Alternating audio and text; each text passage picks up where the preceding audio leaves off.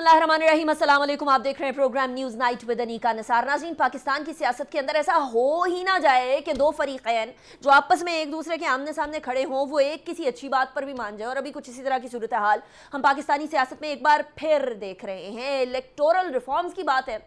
हर जमात कहती है कि इलेक्टोरल रिफॉर्म्स होने चाहिए, हर जमात कहती है कि इलेक्शंस को साफ शफाफ होना चाहिए, लेकिन कोई जमात इलेक्टोरल रिफॉर्म्स करने की तरफ अभी आती हुई दिखाई नहीं दे रही है। पाकिस्तान तहरीक इंसाफ जो कि इलेक्ट्रॉनिक वोटिंग मशीन्स को इंट्रोड्यूस करवाना चाह रही है 2023 के इंतखाबात के अंदर, उसको बहुत ज़्यादा अभी अपोजिशन का सामना है। और वो अपोजिशन सिर्फ अपोजिशन से नहीं बल्कि इलेक्शन कमीशन ऑफ पाकिस्तान से भी नजर आ रही है। इसी हवाले से बड़े तुंदो तेज बयानात भी पाकिस्तान तहरीक इंसाफ के वुज़रा की तरफ से आने लग गए हैं। वो वुज़रा जिनके ऊपर election commission of Pakistan already भी नोटिस दे चुका है कि आप लोगों ने जो स्टेटमेंट्स दिए हैं पूरे इदारे के बारे में दिए हैं, ये बड़ी गड़बड़ है। आजम सवाती साहब और बाबर अवान साहब ने आज क्या फरमाया, जरा पहले वो सुनिएगा।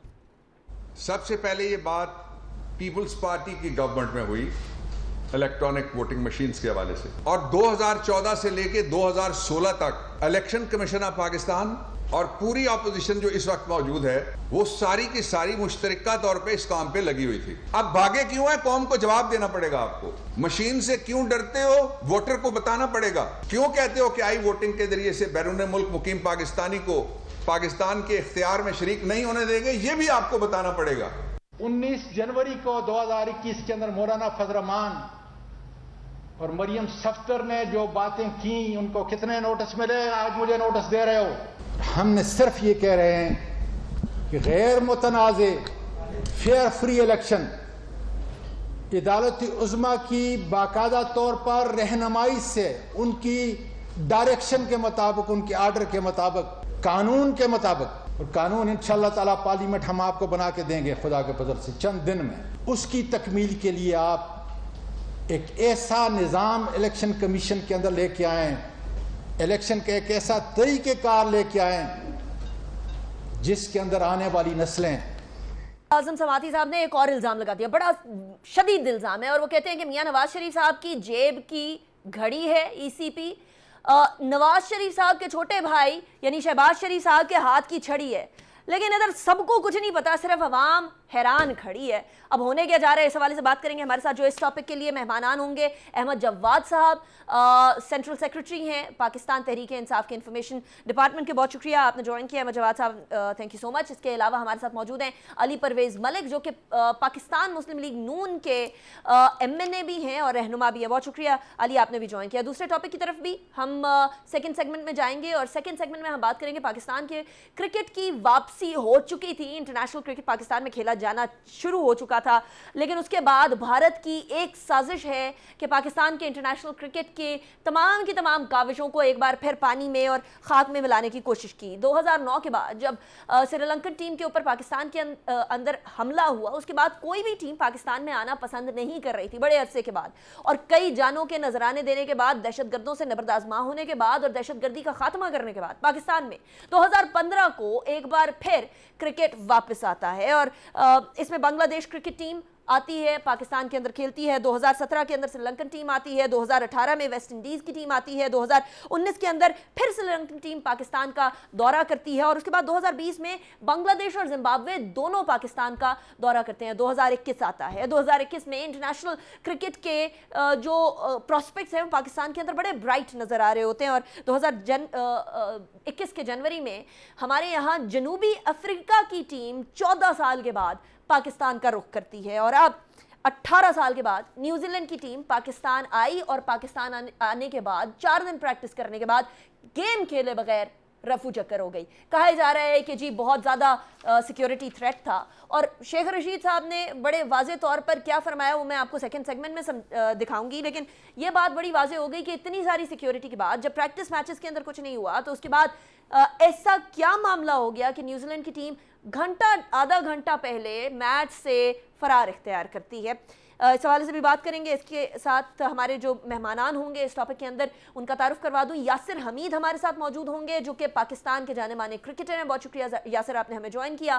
اور اس کے ساتھ ساتھ ہمارے ساتھ ذکی خالد موجود ہوں گے جو کہ اوپن سورس انٹیلیجنس کے ماہر ہیں اور پروجیکٹ بصیرت کے ڈائریکٹر بھی ہیں. اس سے پہلے کہ ہم اپنے پہلے سیگمنٹ کی طرف بڑھیں میں پہلے بریک کی طرف جاؤں گی. بریک کے بعد واپس آئیں گے. اس کے بعد باقاعدہ پاکستانی سیاست کو زیر بحث لائیں گے. See you after the break.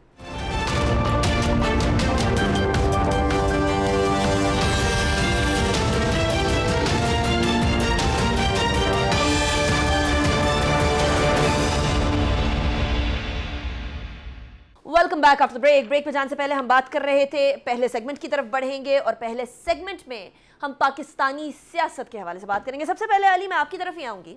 Pakistan Tehreek Insaf electoral نظام کو تبدیل کرنا چاہ رہی ہے, الیکٹرانک کی طرف لے کر جانا چاہ رہی ہے. ہر کسی کے ہاتھ میں آج کل موبائل ہے, ہر کوئی آج کل الیکٹرانکس استعمال کر رہا ہے. تو اگر کسی طریقے سے انتخابات میں الیکٹرانک ووٹنگ مشین کا استعمال ہو ہی جاتا ہے تو اس میں اتنا بڑا مسئلہ کیا ہے, اسپیشلی کنسیڈرنگ کہ آج اعظم سواتی صاحب نے پی ایم ایل این پہ بڑے عجیب و غریب قسم کے الزامات لگائے ہیں کہ جی آپ لوگوں کے ہاتھ میں چیف الیکشن کمشنر آل ان آل.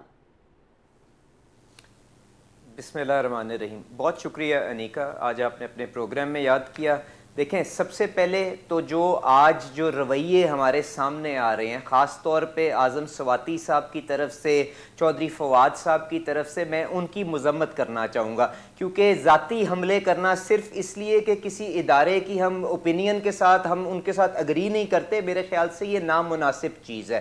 اور آپ کو یاد ہوگا کہ جب ڈی چوک کے اندر وہ المشہور جو وہاں پہ کنٹینر آیا تھا اور اس کے اوپر ایک ہمارے ملک کا ایک لیڈر کھڑا ہو کے بڑی بڑی باتیں کرتا تھا تو وہ کس طرح سے ہمیں بتاتا تھا کہ اگر کسی ملک کو کھوکھلا کرنا ہو تو اس ملک کے اداروں کو کمزور کرنا چاہیے. اور اسی طریقے کے ساتھ ہم شخصی آمریت کو امپوز کر سکتے ہیں کسی بھی ملک کے اندر. تو آج ماشاءاللہ اب جو جس طرح سے ان کا بیانیہ ایکسپوز ہوا ہے, جس طرح سے ان کی قابلیت ایکسپوز ہوئی ہے, اسی طرح شاید الیکشن کمیشن کے ساتھ جو ان کا رویہ ہے اس سے جو ہمارے اداروں کے لیے جو نیک وہ خواہشات رکھتے ہیں وہ بھی میرے خیال سے سب کے سامنے آ گئی ہیں. لیکن علی I'm cutting you short here, لیکن وہی الزام وہ آپ پہ بھی لگاتے ہیں کہ دیکھیے آپ لوگوں نے الیکشن کمیشن کو اپنی جیب میں کیا ہوا ہے, اس سے پہلے سپریم کورٹ کو اپنی جیب میں کیا ہوا تھا, اس سے پہلے جو ہے آپ لوگوں نے فوج کے حوالے سے بھی ایک سازش گھڑنے کی کوشش کی. یہی الزام تو پی ٹی آئی آپ پہ بھی لگاتی ہے. نیکا میں کسی قسم کی فضول کی بحث میں نہیں جا رہا ہوں. یہ جو الیکشن کمشنر صاحب ہیں یہ کیا کوئی 10 سال سے پہلے سے سیٹ کے اوپر اپوائنٹ ہوئے ہیں, ہم سب نے مل کے ہی ان کو اپوائنٹ کیا تھا نا. اور مجھے پتا ہے یہ نیب کے چیئرمین کی طرف جائیں گے تو میں اس چیز کے اندر ڈائریکٹلی جائے بغیر میں آپ کو اس معاملے کو آگے لے کے چلنا چاہتا ہوں اور اس کے اندر شاید آپ کو آپ کا جواب بھی مل جائے گا. گزارش اس طرح سے ہے کہ ہمیں چند چیزوں کے اندر نا شاید ایک نئے آغاز کی ضرورت ہے, اور اس کے اندر نیب چیئرمین صاحب کی بھی ٹرم وہ اچھی تھی بری تھی, اب اختتام کے اوپر جا رہی ہے تو آٹومیٹکلی ہمیں ان چیزوں کو ریسیٹ کرنے کا موقع مل جائے گا. میں جو گزارش کرنا چاہ رہا تھا, ہمیں چند چیزوں کے اوپر نا یہ طے کر لینا چاہیے کہ کسی قسم کے بھی اگر ریفارم ہم ان شعبوں کے اندر لے کے آنا چاہتے ہیں, احتساب کا ہو گیا, جوڈیشل ریفارمز ہو گیا, الیکشن کے قوانین کے اندر ہو گیا, ہمیں بحیثیت قوم یہ طے کر لینا چاہیے کہ ان کو ہم اتفاق رائے کے ساتھ لے کے آئیں گے. کیونکہ اگر ہم اس میں کوئی بھی ترمیم لے کے آئیں گے اور اس کے اندر کوئی بھی پارٹی اس کے ساتھ اگریمنٹ میں نہیں ہوگی تو وہ آٹومیٹکلی جا کے متنازع ہو جائیں گے, اور اس سے جو نقصان ہماری قوم کو ہوگا نا وہ کہیں زیادہ ہے بنسبت اس کے جو آج ہم حالات دیکھ رہے ہیں. آپ کو یاد ہوگا 2017 کے اندر جب الیکشن ایکٹ کو ترمیم کی گئی تو اس وقت کس طرح سے ایک اسپیشل ساری پارٹیز کی کمیٹی بنائی گئی اور 100 کے حساب سے اس کمیٹی نے میٹنگز کنوین کی اور کنسنسس کے ساتھ یہ معاملہ آگے لے کے آیا. تو میں صرف جو گزارش کرنا چاہ رہا ہوں, احمد جواد صاحب ایک اچھے آنریبل آدمی ہیں, کہ اس کے اندر اتفاق رائے کریٹ کرنے کی کوشش کریں کیونکہ ہم سب چاہتے ہیں کہ صاف شفاف الیکشنز ہوں. پر اس کی گزارش یہ ہے کہ آپ کے الیکشن کے اندر بھی تو نہیں کا 2-3 مرحلے ہوتے ہیں نا. آپ کا الیکشن ڈے سے پہلے کے معاملات ہوتے ہیں, الیکشن ڈے کے معاملات ہوتے ہیں, الیکشن ہو جانے کے بعد کے معاملات ہوتے ہیں. تو ہمیں اس کو ایک ہولسم پیکج کے اندر لے کے آنا چاہیے. पहले वाली बात जो है बड़ी उठाती है, प्री इलेक्शन रिगिंग जो होती है, इलेक्शन रिगिंग, उसके हवाले से अहमद जवाद साहब, मैं तो आपसे बता रहा हूं ना जी, एक तो अली साहब ने जो फरमाया है कि देखिए जी जो भी है जैसे भी है आपको मिलकर दूसरी जमातों के साथ बैठना पड़ेगा। अगर एक जमात भी इधर उधर होती है और वो कहती है कि नहीं जी हम इसको नहीं मानते, इलेक्टोरल रिफॉर्म सारे के सारे एक तरह से थोपे गए हैं बाकी जमातों के ऊपर, तो इंतखाबात का रिजल्ट चाहे जितना मर्जी साफ शफाफ आ जाए, इंतखाबात देमसेल्व्स, उससे पहले इलेक्टोरल रिफॉर्म्स देमसेल्व्स तो बिल्कुल साफ शफाफ ना हुई ना, या उनको एक तरह से डिक्टेटोरियल इलेक्टोरल रिफॉर्म्स रखा जाएगा या समझा जाएगा। आप क्यों नहीं इनके साथ बैठते थे, आप क्यों नहीं इलेक्शन कमीशन के साथ बैठते थे? वो आज दिखा रहे थे बाबर अवान साहब के उनके साथ इलेक्शन कमीशन के साथ तो बैठे, उनकी कुछ वीडियोस भी उन्होंने जारी की, बट सवाल ये पैदा होता है कि इस तरह के माहौल में अगर कोई भी इलेक्शन रिफॉर्म्स हो जाए तो क्या वो सबको मन्नो अन तस्लीम होंगी? देखें अनीका, अली ज़फ़र ने जो एक बात की बहुत मुनासिब बात है, मैं उसको डिनाई नहीं करूँगा कि हम जब अपनी नेशनल पॉलिसीज़ बना रहे होते हैं या रिफॉर्म्स लेके आना चाहते हैं, जुडिशल रिफॉर्म्स हैं या अकाउंटेबिलिटी की हैं या इलेक्शंस की हैं, उनको कौमी इत्तफ़ाक़ राय से किया जाए, बहुत अच्छी बात है। लेकिन देखें एक सवाल यहाँ पे ये पैदा होता है कि 2018 का इलेक्शन उसको निकाल के, या पीटीआई की हुकूमत ने 2018 से टेक ओवर किया, उसको निकाल के, उससे पहले तो दो पॉलिटिकल पार्टीज़ थीं, एक पाकिस्तान पीपल्स पार्टी और एक पीएमएलएन, तो वो इत्तफ़ाक़ राय उन दो पॉलिटिकल पार्टीज़ में क्यों नहीं हो सका कि वो ऐसे इलेक्शन रिफॉर्म्स लेके आती हैं कि 2018 का इलेक्शन मुतनाज़ ही ना बनता। लेकिन 2017 में इलेक्टोरल रिफॉर्म्स तो कुछ लेकर आई ना पीएमएलएन। नहीं, मैं तो ये कह रहा हूँ ना, जो इलेक्टोरल रिफॉर्म्स हमने लेके आनी है वो तो ऐसी लेके आए ना कि जिससे इलेक्शन शफाफ हो। ऐसा इलेक्शन, आप जो इलेक्टोरल रिफॉर्म्स लेकर आ रही हैं वो इलेक्शन को साफ शफाफ बना देंगे? मैं बताता हूँ आपको, प्री पोल इलेक्शन रिगिंग की बात कर रहे हैं उसका क्या? वो तो एक अलग चीज़ होगी, क्योंकि अब इलेक्शन रिफॉर्म्स की हम बात कर रहे हैं जो हमने प्रपोज की हैं। देखिए उसमें मेन एक जो जिस चीज़ के ऊपर सबसे ज़्यादा डिबेट हो रही है वो है इलेक्ट्रॉनिक वोटिंग मशीन। राइट। देखें आप दुनिया में आप कोई भी सेंसिटिव डॉक्यूमेंट हो, फॉर एग्जांपल आप अमेरिका का वीज़ा लगवाएंगी, जब आप इमिग्रेशन डेस्क पे जाएंगी आपके पासपोर्ट पे वीज़ा लगा हुआ है, उनके कंप्यूटर में भी इतला मौजूद है, आप ख़ुद भी वहाँ पे खड़ी हैं, फिर भी वो आपको कहते हैं कि आप अपना थंब इम्प्रेशन दें, और बाज़ का 10 की 10 उंगलियों का वो इम्प्रेशन लेते हैं। वो क्यों लेते हैं? ये देखें, ये एक इसमें टेक्नोलॉजी का भी खेल है और इसमें अल्लाह ताला की तरफ से एक यूनिकनेस दी हुई है, ख्याल में आइडेंटिफिकेशन की। I am sorry, I am cutting you short here, लेकिन आपके ख्याल में जिस तरह की बयानबाजी वुज़रा की तरफ से की जा रही है, अब उनको इलेक्शन कमीशन ऑफ पाकिस्तान की तरफ से नोटिसेस दिए जा रहे हैं, नोटिसेस के ऊपर फिर बयानबाजी की जा रही है, आपको लगता है इससे ये गैर मुतनाज़ा हो जाएगा सारी चीज़? देखें, मैं तो इससे कता नज़र कि आज़म स्वाति साहब ने क्या कहा है या फवाद चौधरी साहब ने क्या कहा है या बाबर अवान साहब ने क्या कहा है, मैं तो यहाँ पे इलेक्शन रिफॉर्म्स को मेरिट के ऊपर मैं डिस्कस करना चाहूँगा कि हम ईवीएम को क्यों इंट्रोड्यूस करना चाह रहे हैं, इंटरनेट वोटिंग को क्यों इंट्रोड्यूस करना चाह रहे हैं, उसकी क्या टेक्निकल रीज़न्स हैं और कैसे वो इलेक्शंस को शफाफ बना सकती हैं, उसको कैसे शफाफ बनाने में मदद कर सकती हैं। मैं तो इस चीज़ पे बात करूँगा। जहाँ तक इलेक्शन कमीशन पे कुछ हुकूमती तर्जुमानों के जो एतराज़ात हैं, उसकी एक वजह ये है कि जिस तरह का रवैया इलेक्शन अपोजिशन ने अडॉप्ट किया, जिसमें एक रिजेक्शन थी जैसी प्रपोजल इलेक्शन रिफॉर्म्स की आई, इवन सेनेट के अंदर एक पार्लिमानी कमेटी बनी जहाँ पे के हुकूमती नुमाइंदे भी थे और अपोजिशन के नुमाइंदे भी थे, वहाँ पे भी इसके बारे में कोई फ़ैसला नहीं हो सका। लेकिन इलेक्शन कमीशन तो एक आइनी इदारा, एक सियासी इदारा तो है नहीं, उसको तो चाहिए था कि वो मेरिट के ऊपर इसके प्रोज एंड कॉन्स को दोनों को सामने रखता, क्या चाहिए था, क्या और चाहिए उसमें था, जो हाँ, और जो टेक्निकल उसके हवाले से डेलिब्रेशन है वो हमेशा गवर्नमेंट की कमेटी को, जो भी उसके जिम्मेदार लोग हैं, उनसे डेलिब्रेट कर सकते थे।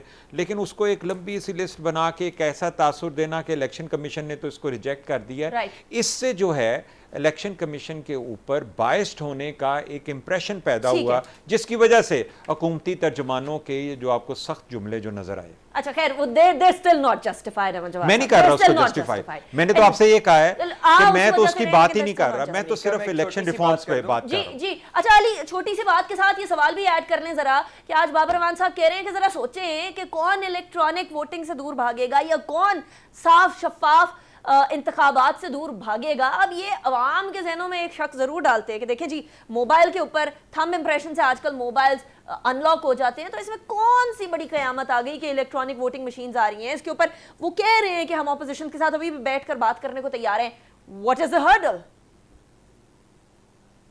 دیکھیں میں سب سے پہلے تو آپ کا شکریہ ادا کر دوں, آپ نے بالکل ٹھیک کہا کہ 2017 کے اندر جب الیکشن کے ریفارمز لائے گئے تھے تو اس کے اندر پاکستان مسلم لیگ نواز نے اتفاق رائے کر کے وہ وہاں پہ ریفارمز لے کے آئے تھے, اور اس وقت سب سے بڑی جو گریونس ہوتی تھی آپ جانتی ہیں وہ ووٹ سٹفنگ کی یا گوشت ووٹروں کی ہوا کرتی تھی. تو ساری پارٹیز نے بشمول پاکستان تحریک انصاف نے مل کے یہ فیصلہ کیا کہ الیکٹرل رولز کے اوپر ہم 7 تصویر ووٹر کی لگایا کریں گے تاکہ وہاں پہ پولنگ ایجنٹ بیٹھے ہوں, جو پریزائڈنگ کا عملہ وہاں پہ الیکشن کا عملہ بیٹھا ہوتا ہے, پریزائڈنگ افسر بیٹھا ہوتا ہے, وہ بالکل کلیئرلی آئیڈینٹیفائی کر سکے کہ کیا یہ ووٹر وہی ہے جو جس کی تصویر رول کے اوپر موجود ہے جو آج ووٹ کاسٹ کرنے ہیں. تو اس قسم کی اچھی اصلاحات ہم لے کے آئے تھے جس میں سب نے اپنا حصہ ڈالا. تو میں اسی سپرٹ کے ساتھ امید رکھوں گا کہ پاکستان تحریک انصاف کوئی جلد بازی سے کام نہیں کرے گی, کیونکہ ای وی ایم جو ہیں وہ صرف الیکشن ڈے کے اوپر جو مسائل ہوتے ہیں اس کے اندر شاید, میں آپ سے یقیناً نہیں کہہ رہا ہوں, میں کہہ رہا ہوں شاید اس کے اندر مدد کر دے, پر جو پری پول ریگنگ اس ملک کے اندر ہوتی ہے, آپ نے کنٹونمنٹ کے الیکشنوں میں نہیں دیکھا کہ ڈیولپمنٹ کی سکیمیں کس طرح سے کرنے کی کوشش کی گئی, آپ نے سیالکوٹ کے ضمنی الیکشن میں نہیں کیا دیکھا کہ پاکستان تحریک انصاف اکیلی جماعت ہے جو اس طرح کرتی ہے علی؟ اس سے پہلے کسی جماعت نے پری پول ریگنگ اس طرح کی, کسی نے خزانے کے منہ نہیں کھولے, کسی نے کسانوں کے لیے کوئی پیکیج نہیں اناؤنس کیا. چلیں تو پھر ہم یہ تو طے کر لینا کہ ای وی ایم جو ہے وہ ان مسائل کو حل نہیں کرے گا. تو جب باقی کی جماعتیں مل کے کہتی ہیں آئیں بیٹھ کے ہولسم پیکج کے ذریعے ہم سارے کے سارے الیکشن کے قوانین کو مضبوط کریں, چیف الیکشن کمیشن کو آ کے اور مضبوط کریں, تو کیوں یہ چیف الیکشن کمیشن کو آگ لگانے چل پڑے؟ کیا اس کا حل یہ ہے؟ میں آپ سے گزارش بار بار کر رہا ہوں, ای وی ایمز جو ہیں وہ صرف الیکشن ڈے کے اوپر رزلٹ کمپائلیشن کے اندر مدد کر سکتے ہیں, اور یہ کنٹروورشل ڈیوائس ہے. اس کے اندر ملکوں کے بہت برے ایکسپیرینسز ہوئے ہیں. انگلینڈ کے اندر جو آپ کے آج بھی ڈیولپ ملک ہیں, جرمنی کی مثال ہے, انہوں نے یہ ریفارمز ریورس کیے ہیں. آپ کو اگر اس چیز کے اوپر کام کرنا ہے, اس کی نہ صرف آپ کو ٹیکنیکل وائبلٹی بنانی ہے, فائنینشل فیزیبلٹی بنانی ہے.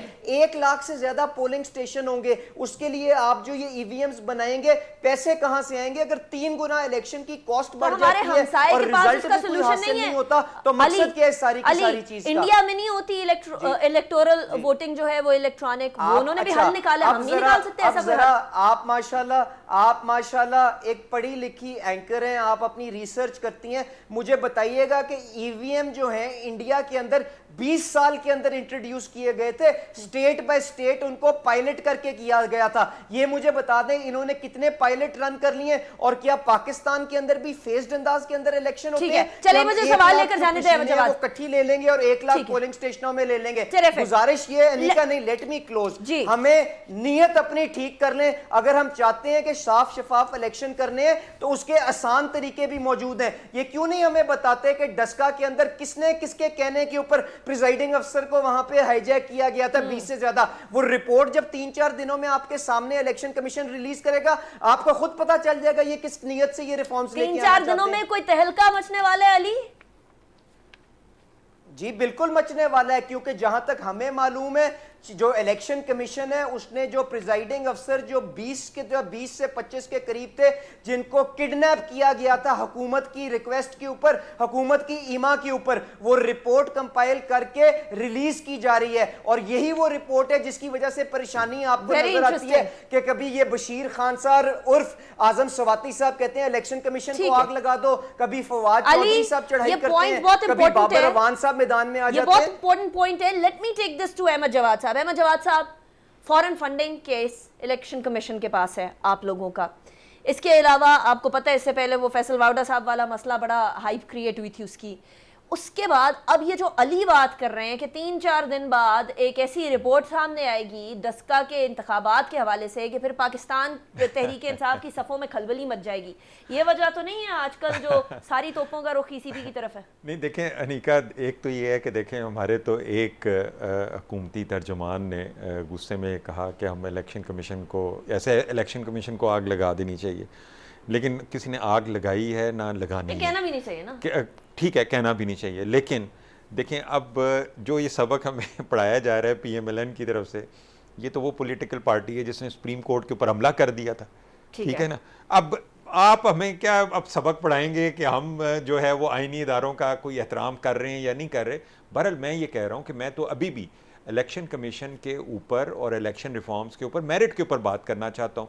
میں الیکشن کمیشن کے پہ کوئی الزامات نہیں, لیکن اس کا بائسڈ ہونے کا جو ایک تاثر ہے اس کو ضرور میں بیان کر رہا ہوں کہ وہ کس طریقے سے وہ بائسڈ ہوا ہے اور کیسے اس کا سٹانس جو ہے وہ کتنا اپوزیشن کے ساتھ الائن لگتا ہے. اور اس سے ظاہر ہے کہ پھر کیبنٹ میں یہ چیز ڈسکس ہوتی ہے کہ الیکشن کمیشن کیوں اس طرح کی, آپ کو یہ پتہ ہونا چاہیے کہ الیکشن کمیشن کے اوپر یہ ذمہ داری ڈالی گئی تھی کہ وہ کسی ضمنی الیکشن میں الیکٹرانک ووٹنگ مشین کا استعمال کریں گے ایز اے پائلٹ پروجیکٹ. آج تک نہیں انہوں نے کیا. اب جب آپ کو مالا فائدے نظر آ رہی ہے اس میں جان بوجھ کے؟ بالکل, مجھے اس میں ان کی یہ اس وقت الیکشن کمیشن کا جو تاثر بن رہا ہے وہ یہ ہے کہ کسی طریقے سے 2023 کے الیکشنز میں ای وی ایم ووٹنگ مشینز جو ہیں وہ نہ آ سکیں. اور Pakistan Tehreek Insaf by hook or by crook E V M voting not by hook or by کروک. دیکھیں دو سٹیپ ہیں. ایک سٹیپ ہے کہ پارلیمنٹ کے اندر بل کا پاس ہونا, وہ ہماری ذمہ داری ہے, چاہے اس کو ہم اتفاق رائے سے کرتے ہیں, بل وہاں پہ پیش ہوتا ہے, یا حکومت اس کو آرڈیننس کے ذریعے کرتے. دونوں صورتوں میں وہ آئینی طریقہ ہے, ٹھیک ہے. اس کے بعد اس کی امپلیمنٹیشن جو ہے وہ پارلیمنٹ نے نہیں کرنی, پی ٹی آئی نے نہیں کرنی, وہ الیکشن کمیشن آف پاکستان کرے گا. وہ میتھڈ ڈٹرمن کرے گا کہ اس مشین کو اور پرانے بیلٹ پیپر کو اور روایتی طریقے کو کیسے آپس میں مرج کرنا. چلیں, میرے سیگمنٹ کا ٹائم ختم ہو گیا, but thank you so much. جی علی, کوئک کلوزنگ بات میں کر دوں. میں صرف یہ گزارش اپنے پیارے بھائی سے کرنا چاہ رہا تھا, سپریم کورٹ پہ جنہوں نے حملہ کیا تھا نا اور جن کو سزائیں ہوئی تھیں, آج 99.9% وہ ان کی پارٹی میں موجود ہیں, اور جو ان کی پارٹی میں نہیں ہیں وہ ان کے اتحادی ہیں. تو کائنڈلی کم از کم سوچ کے بولیں. میں تو صرف پھر بھی گزارش کر رہا ہوں کہ ہمیں اداروں کو مضبوط کرنے کے لیے ہر کسی کو اپنا رول ادا کرنا چاہیے. That is an important point and I wish وہ آپ ان کو پڑھا رہے ہیں, وہ آپ کو پڑھا رہے ہیں. پڑھ لکھ کر کسی طریقے سے پارلیمنٹ سے ایک پڑھی لکھی پارلیمنٹ نکلا ہے تو کیا ہی بات ہو جائے, پھر وہ عوام کو یہ پوچھنا نہیں پڑے گا کہ ہو کیا رہا ہے اور ہونا کیا ہے. بٹ احمد جواد صاحب, علی پرویز صاحب, thank you so much both of you join me in the show. ابھی بریک کی طرف جائیں گے, بریک کے بعد بات کریں گے پاکستان کرکٹ, ہر دل عزیز کھیل ایک بار پھر کھٹائی میں پڑتا ہوا نظر آ رہا ہے. ایک بریک کے بعد.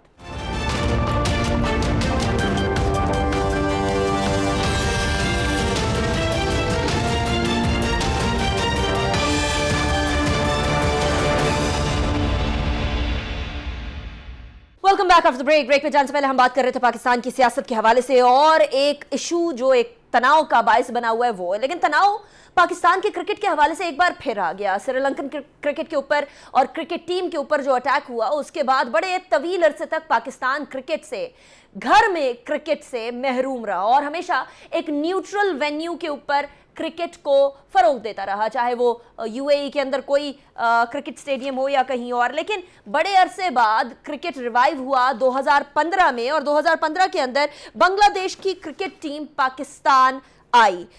اس کے بعد پھر انٹرنیشنل کرکٹ ٹیم جو ہے وہ پاکستان کا رخ کرنے لگ گئی. 2017 کے اندر سری لنکا کی کرکٹ ٹیم آئی, 2018 کے اندر ویسٹ انڈیز کی کرکٹ ٹیم آئی, 2019 کے اندر ایک بار پھر سری لنکن ٹیم پاکستان آئی, اور 2020 کے اندر بنگلہ دیش اور زمبابوے دونوں کی ٹیمز نے پاکستان کا رخ کیا. جنوری 2021 میں جنوبی افریقہ کی ٹیم آئی اور 14 برس بعد پاکستان آئی, اور اب اس بار یعنی سپٹمبر 2021 میں نیوزی لینڈ کی ٹیم آئی. نیوزی لینڈ کی ٹیم کو بھرپور سیکیورٹی دی گئی, پاکستان کی فوج نے اس کو سیکیورٹی فراہم کی, اور کئی دنوں تک وہ پریکٹس کرتے رہے. تقریباً 4 دنوں تک پریکٹس ہوتی رہی. این اس دن جس دن شائقین کا جوش و خروش عروج پر تھا, نیوزی لینڈ کی ٹیم بیک آؤٹ کر گئی, اور بیک آؤٹ کرنے کے بعد نیوزی لینڈ کے اپنے کیپٹن کی طرف سے اس کے اوپر اظہار تشویش سامنے آیا ہے. لیکن ہمارے انٹیریئر منسٹر نے اس بارے میں کیا کہا ہے وہ ملاحظہ کریے گا. نیوزی لینڈ کی ٹیم کا الزام ہمارے پہ اپوزیشن اور دوسرے لوگ دے رہے ہیں. فرسٹ ٹائم ہوا پاکستان میں کہ کیبنٹ نے نیوزی لینڈ کی ٹیم کو کیبنٹ نے آرمی کی سیکیورٹی پرووائڈ کی, اور یہ وزارت کا نہیں تھا فیصلہ, یہ کابینہ کا فیصلہ تھا. اتنی نیوزی لینڈ میں فورسز نہیں ہوں گی جتنی پاکستان نے نیوزی لینڈ کی ٹیم کے لیے سیکیورٹی مہیا کی, اور ہم نے آخری وقت تک یہ کوشش کی. یہاں سری لنکا کی ٹیم آئی, یہاں اور ٹیمیں آئیں, لیکن آل آف سڈن انہوں نے جانے کیا فیصلہ کیا. پاکستان کی ایجنسیاں دنیا کی مضبوط ترین ایجنسیاں ہیں. اگر ان کے پاس ایسی کوئی تھریٹ الرٹ نہیں تھی تو دنیا یہاں سے ہزاروں میل دوروں کے پاس, اور وہ ثابت ہو گیا.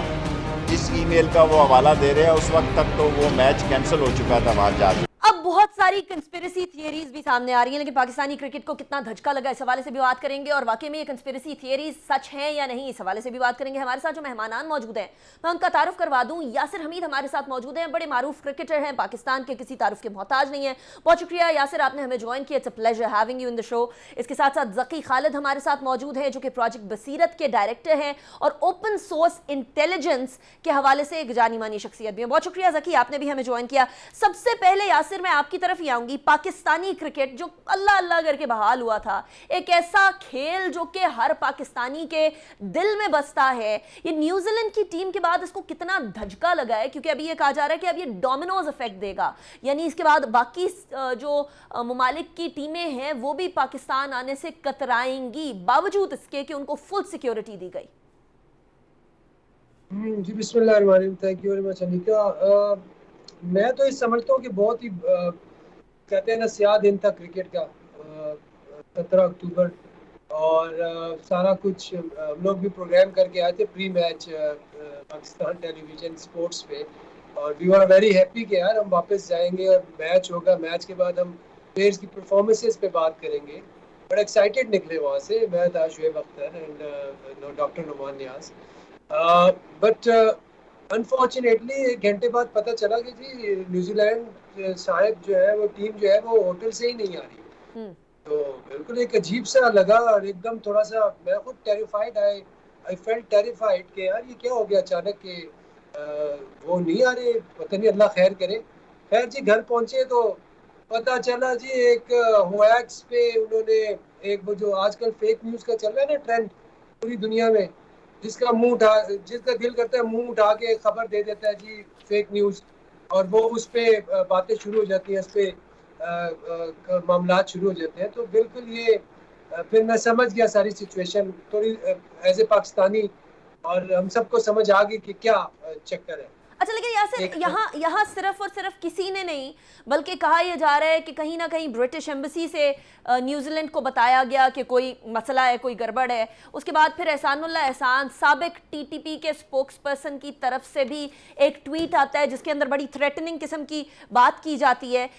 ایسا کبھی ہوا ہے کہ کوئی ٹیم کسی کے طرف آئے, کسی ملک میں آئے, 4 دن پریکٹس کرے, پریکٹس میں کوئی سیکیورٹی کا خطرہ نہ ہو, کوئی خدشہ نہ ہو, سب چیزیں سموتھ جائیں, اور این کرکٹ سٹارٹ ہونے سے گھنٹہ آدھا گھنٹہ پہلے کوئی کرکٹ ٹیم بولے نہیں جی بس ہم سے نہیں کھیلا جاتا, سیکیورٹی بڑی گڑبڑ ہے, اللہ حافظ.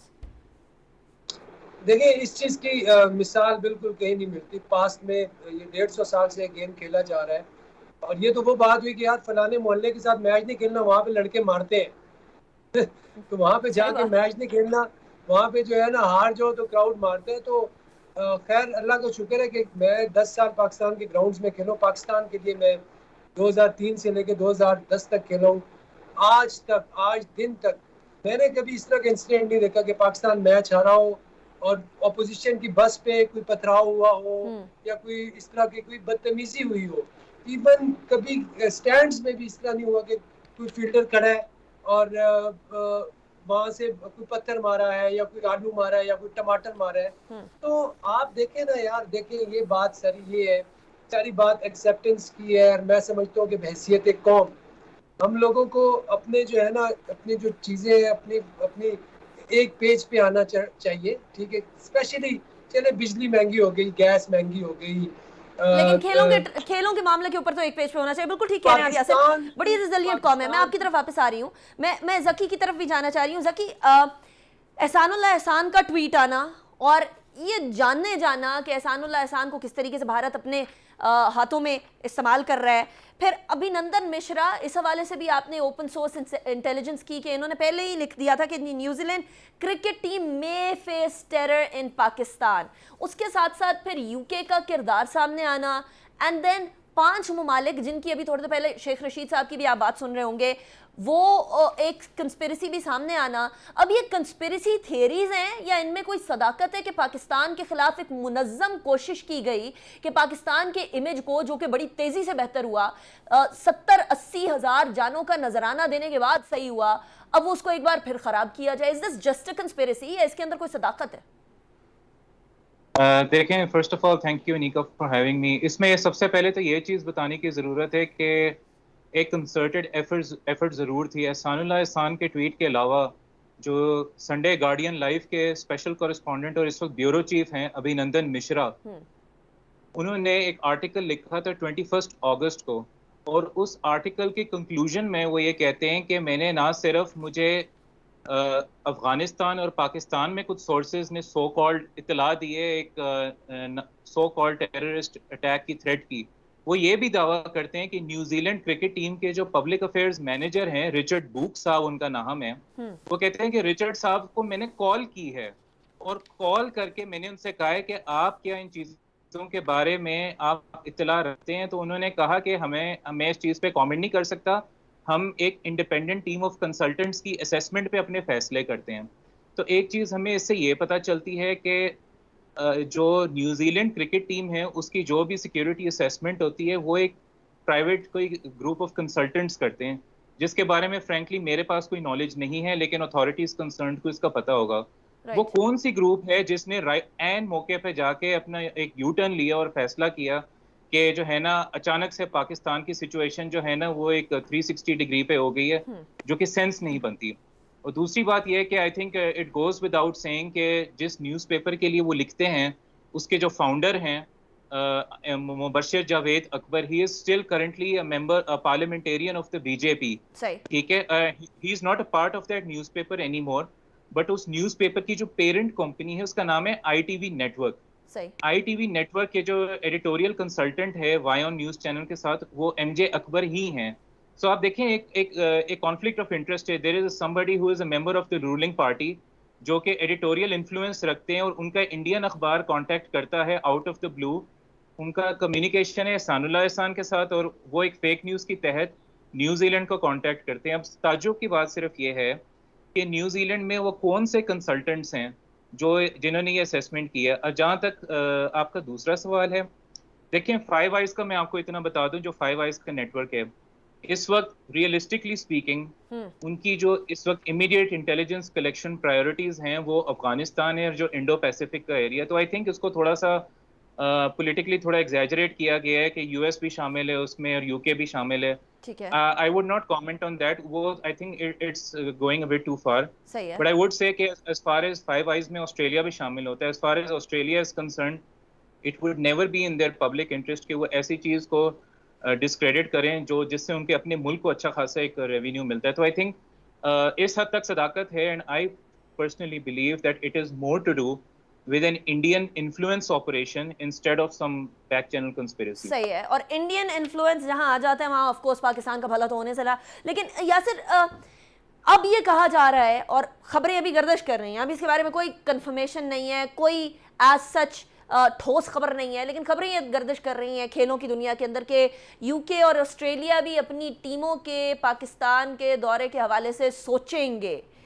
کیا آپ کو لگتا ہے کہ نیوزی لینڈ ٹائپ کوئی کام کرنے کی کوشش ہوگی, یا پوسٹ پون ہو جائے گا, یا کینسل ہی ہو جائے گا یہ معاملہ؟ دیکھیں اب اس کے بعد اب کیا کہہ سکتے ہیں, اب کچھ بھی ہو سکتا ہے. لائک یو نو میچ سے 1 گھنٹہ پہلے اگر وہ پل آؤٹ کر سکتے ہیں تو اب اگر وہ آئیں گے ٹھیک ہے, تو کچھ ظاہری بات ہے اپنی ان کی جو انٹیلیجنس ٹیم ہے جو بھی ہے وہ یہاں پہ they are already here, ٹھیک ہے, اور وہ اس پہ ورک آؤٹ کر رہے ہوں گے میرے خیال سے. بٹ اگین یہی بات ہے کہ جو بھی چیز اگر کوئی چیز ہوتی تو ٹھیک ہے, پھر تو ہم بھی کہتے کہ یار یہ ہے ایسی کوئی تھریٹ ہے یا ایسی کوئی چیز ہے ہی نہیں, تو اس کو تو کریٹ کیا گیا ہے نا. تو سب سے پہلے تو یہ جو چیز کریٹ ہوئی ہے اور اس کو یہ کریٹ کیا گیا ہے جو بھی جس طریقے سے بھی کیا ہے, ہواکس ہے یا فیک نیوز ہے یا جو بھی ہے اس کے پیچھے جو عناصر بھی ہے مجھے میں اس پہ کوالیفائڈ نہیں، اس پہ میں کمنٹ نہیں کر سکتا، لیکن انڈرسٹینڈیبل ہے، کامن سینس جو کہہ رہی ہے کہ یہ چیز کریٹ ہوئی ہے، ٹھیک ہے. تو اب اس کے بعد اگر یہ کریٹ ہوئی ہے یہ چیز، تو اب اس کو کس طرح نیکسٹ نیگوشیٹ کرنا ہے، وہ آبویسلی ہمارا یہی اسٹانس ہوگا کہ ہم آئی سی سی سے سب سے پہلے تو جا کے ہم نے اپنا جو ہے ڈیمیجز کلیم کرنے ہیں نا اس کے، ٹھیک ہے، کیونکہ یہ ایک تو ڈی آر ایس نہیں تھا اس میں، اس سیریز میں. اب ہم ان سے یہ کہہ سکتے ہیں کہ یار آپ ہم یہ 3-0 جیتے ہیں یہ سیریز، کیونکہ ہم نے واک اوور نہیں کیا، واک اوور ادھر سے ہوا ہے، یونیلیٹرل ہوا ہے، ٹھیک ہے. ہم لوگوں نے، ہمیں نہیں پتا یار، یہ ہے ہی نہیں ایک چیز. صحیح ہے. This is unfair and opposite to what a sportsman spirit actually demands. بہت شکریہ یاسر حمید، آپ نے جوائن کیا. Zaki Khalid, thank you so much for joining me in the show. ناظرین، اس کے بعد جو نیوزی لینڈ کے کرکٹ کیپٹن ہیں ان کی طرف سے بھی کچھ بیانات آئے جس میں انہوں نے اس تمام سچویشن کو بڑا شرمناک قرار دیا اور یہ کہا کہ اللہ کرے کہ یا ایز ان ہی پریڈ کہ کسی طریقے سے یہ دور رس نتائج جس کے نا امید ہے کہ دورہ ختم ہونے کے بعد دیر پا اثرات نہیں ہوں گے. لیکن خیر، ڈیمیج ہیز بین ڈن. اب پاکستان کو اس کو بہتر کرنے کی طرف، اس کا ڈیمیج کنٹرول کرنے کی طرف جانا چاہیے. جس طرح یاسر حمید بھی کہہ رہے تھے کہ ابھی پہلے آئی سی سی کے ساتھ جا کر تو ڈیمیجز کلیم کیے جائیں. اس کے ساتھ ساتھ پاکستان نے اتنے عرصے سے اتنی جانوں کے نذرانے پیش کیے اور اللہ کا شکر ایٹ لاسٹ ہم لوگوں نے پیس ری گین کر لیا. ہمارے ہمسائے کے اندر جو حالات ہو رہے ہیں افغانستان کے، اس کا ڈائریکٹ ملبہ یا کسی بھی طریقے سے اس کو ڈائریکٹ پاکستان کے ساتھ کوریلیٹ کرنا نا انصافی ہے، کھیل کے میدان میں بھی، سیاست کے میدان میں بھی. اسی کے ساتھ انیکا نثار کو اجازت دیجیے. اپنا بہت خیال رکھیے گا. اللہ حافظ و ناصر.